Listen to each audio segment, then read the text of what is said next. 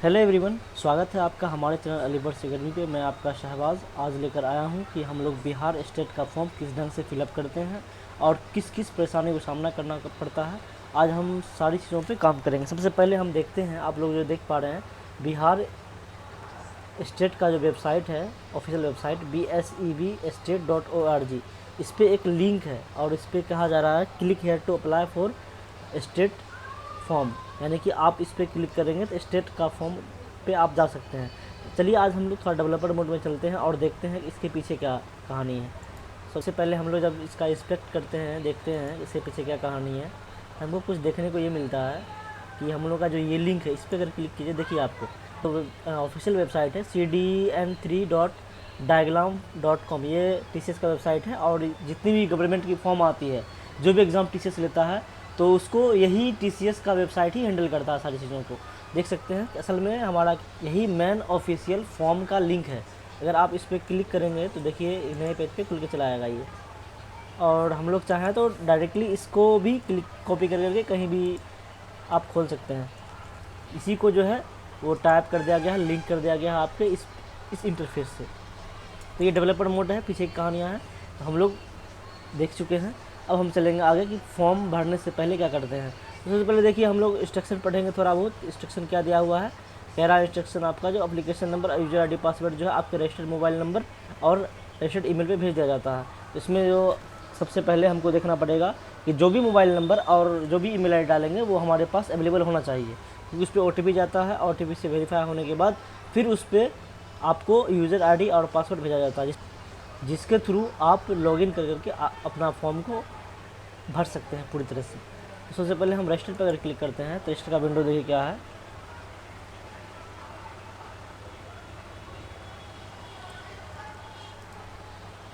जब हम रजिस्टर्ड के विंडो पे क्लिक करते हैं तो रजिस्टर का विंडो पे देखिए आपको रजिस्ट्रेशन डिटेल, यानी कि कैंडिडेट का पर्सनल डिटेल मांगा जाता है। कैंडिडेट का फर्स्ट नेम क्या है, मिडिल नेम क्या है, लास्ट नेम क्या है। तो सबसे पहले देखना ये होता है कि जिसके ऊपर ये रेड कलर का स्टार होता है, उसका मतलब ये है कि ये फील्ड मैंडेटरी है, आपको भरना ही भरना है। इस फील्ड को आप स्किप नहीं कर सकते हैं, छोड़ नहीं सकते हैं। तो अगर हम चाहें इसमें अपना पूरा नाम भी लिख सकते हैं। जैसे मेरा नाम मोहम्मद शहबाज आलम है, तो मैं चाहूँगा कि MD SHHBAJALAM पूरा नाम इसमें ही लिख दें। लेकिन अगर हमारा मन होगा कि नहीं, हम 3 भाग में हमारा अपना नाम लिखना चाहते हैं, तो फर्स्ट नेम में MD लिखेंगे और सेकेंड नेम में शहबाज लिखेंगे और थर्ड नेम में आलम लिखेंगे।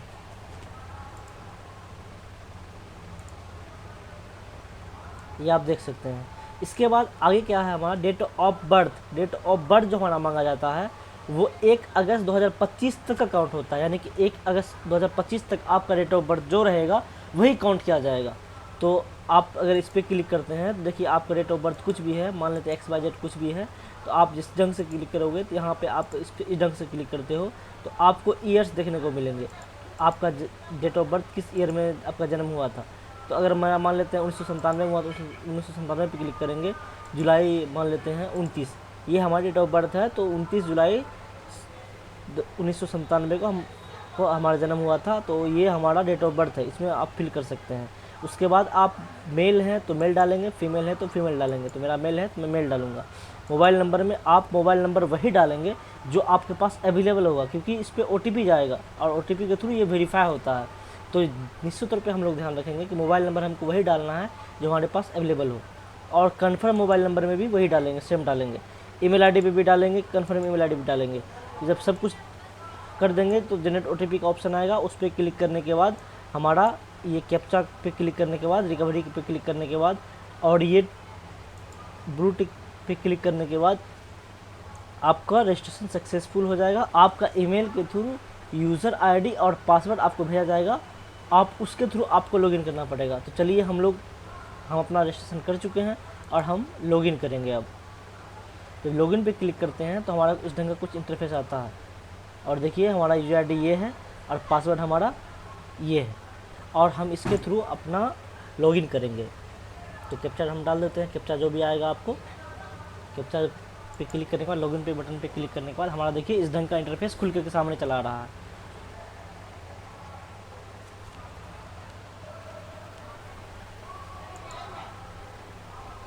तो आप लोग देख सकते हैं हम लोग का इस ढंग का फॉर्म का खुल के आएगा। जो भी आपने रजिस्ट्रेशन में डाला था एप्लीकेशन नंबर तो वो खुद से जनरेट करता है। मेरा नाम, डेट ऑफ बर्थ जो कुछ भी था मेरा वो सारा कुछ आ चुका है, और मोबाइल नंबर वगैरह सब कुछ मेरा आ चुका है। और हम जो आगे फॉर्म भरेंगे, अब देखिए यहाँ पे नेशनलिटी पूछ रहा है, तो आप इंडियन तो इंडियन डालोगे, अदर्स हो तो अदर्स डालोगे। मीडियम आप एग्ज़ाम किस मोड में देना चाहते हो, हिंदी में देना चाहते हो या इंग्लिश में देना चाहते हो, यानी आपका लैंग्वेज कौन सा होगा एग्ज़ाम के टाइम में। तो हम लोग सिलेक्ट करेंगे इंग्लिश लैंग्वेज, तो इंग्लिश डालेंगे हम लोग। उसके बाद मेरा एड्रेस जो है खगड़िया, वो डिस्ट्रिक्ट वगैरह जो कुछ भी है वो डालना पड़ता है। डिस्ट्रिक्ट कोड की डिस्ट्रिक्ट सिलेक्ट कर लोगे आप। अगर आप बिहार के हो तो यस करोगे, नहीं हो तो नो करोगे। अगर नो पे क्लिक करते हैं आप तो आपको स्टेट का ऑप्शन आता है कि आप किस स्टेट से हो। तो हम लोग बिहार के हैं तो हम बिहार का यस पे क्लिक किए और हमारा डिस्ट्रिक्ट का ऑप्शन आया कि खगड़िया डालेंगे हम लोग।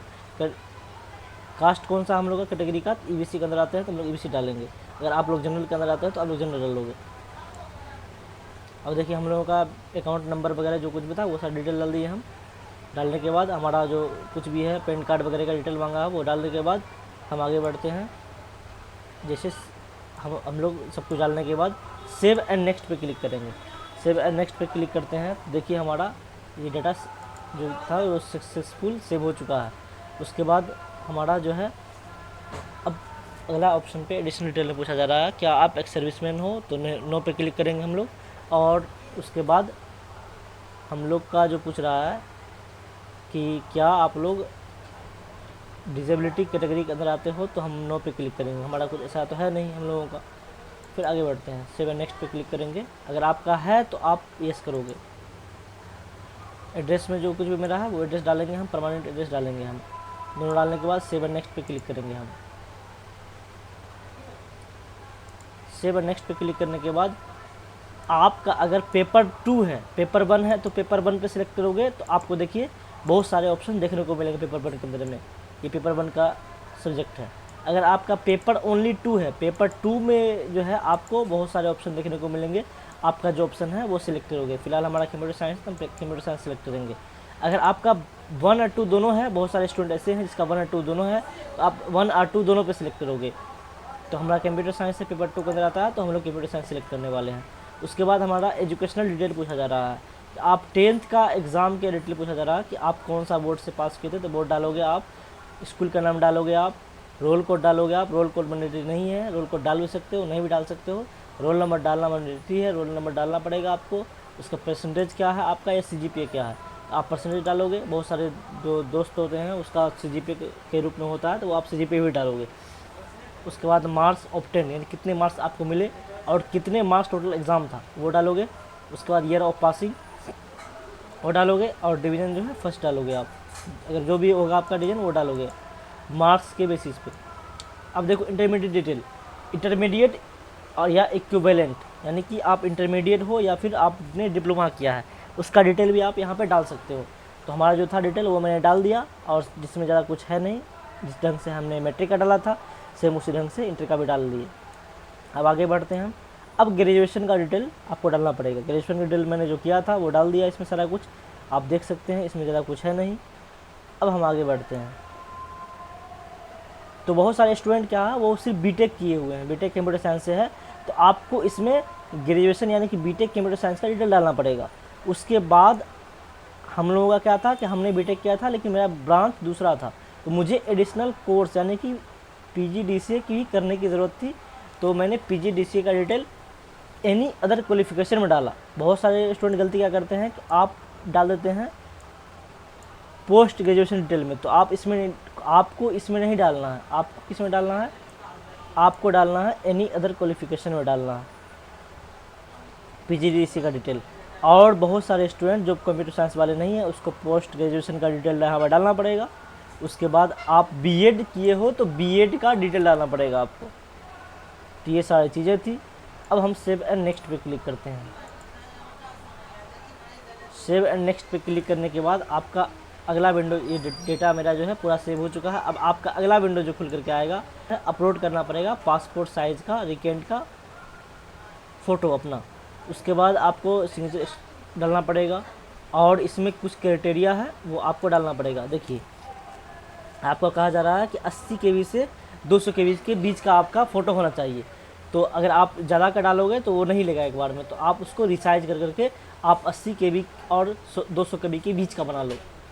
तो बहुत सारे टूल्स अवेलेबल हैं, किस ढंग से आप फ़ोटो रिसाइज करते हो तो आप फ़ोटो आसानी से रिसाइज कर सकते हो। आप बोलोगे सेपरेटली तो मैं उस पर भी एक वीडियो बना दूंगा कि आपको अगर कोई भी गवर्नमेंट का फॉर्म भरते हो तो कई बार आपको सामना करना पड़ता है कि आप फॉर्म भरने टाइम में आप फ़ोटो जब अपलोड करते हो तो आपको रिसाइज का ऑप्शन आता है और उसमें फंस जाते हो आप, तो हम उसको भी काफ़ी डिटेल में देखेंगे। फिलहाल आगे चलते हैं।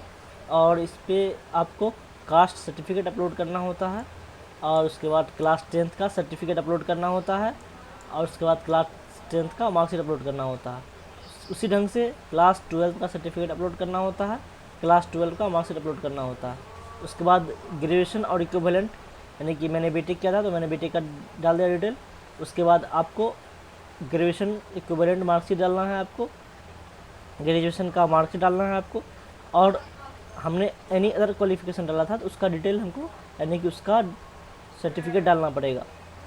और अदर रिलेवेंट डॉक्यूमेंट्स, यानी कि आपने पैन कार्ड डाला या आधार कार्ड डाला तो उसको आपको अपलोड करना पड़ेगा। ये सब चीज़ें करने के बाद आपको पेमेंट मोड पे जाना है। अगर ऑनलाइन क्लिक करते हो तो आप ऑनलाइन के माध्यम से बहुत सारे ऑप्शन देखने को मिलेंगे, आप उस माध्यम से पेमेंट कर सकते हो।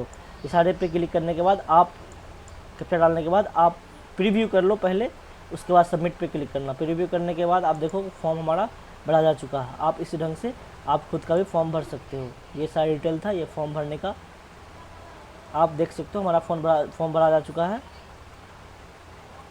अब ज़्यादा कुछ करना है, अब हमको पेमेंट करना था। ये हमारा था कुल मिलाकर के कि इस ढंग से फॉर्म को फिल करते हैं। तो निश्चित तौर तो आप लोग फाइनली इस ढंग से फॉर्म को फिलअप कर सकते हो। और इसमें जो भी परेशानियाँ थी मैं उस चीज़ों के बारे में काफ़ी डिटेल में बताने की कोशिश किया।